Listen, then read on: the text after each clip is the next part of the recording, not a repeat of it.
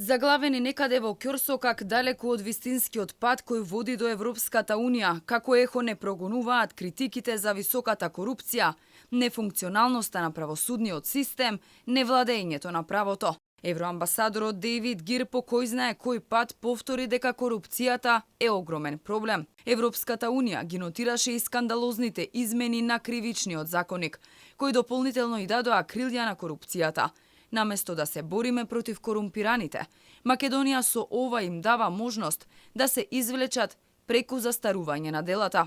И отсутството на ефективна и независен систем на владење на правото, злоупотребите ги остава неказнети, правата не се почитувани, нееднаквоста расте, конкуренцијата за иновации застанува и најлошо од се, граѓаните се по-цинични и по-отпорни кон институциите и не гледаат можност за промена.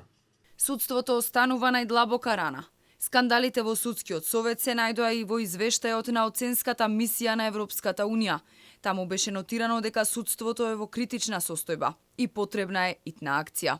Првиот човек на Судски совет најави јавна седница на која детално ќе биде разгледан извештајот. Размислуваме да закажеме седница, јавна седница во Советот, во која што ќе детално биде разгледан извештајот.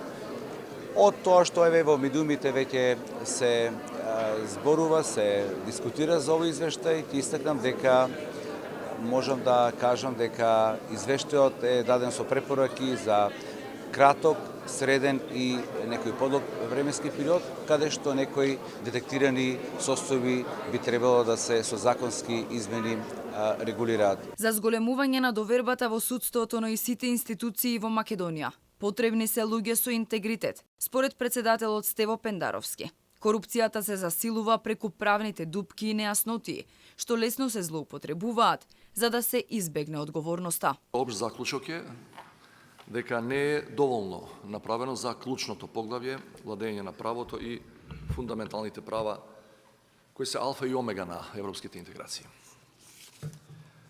Со нив започнуваат и завршуваат преговорите, бидејќи тие се провлекуваат буквално низ секоја сфера. Неодамна и извештајот на Европската комисија констатира дека немаме напредок на оваа поле.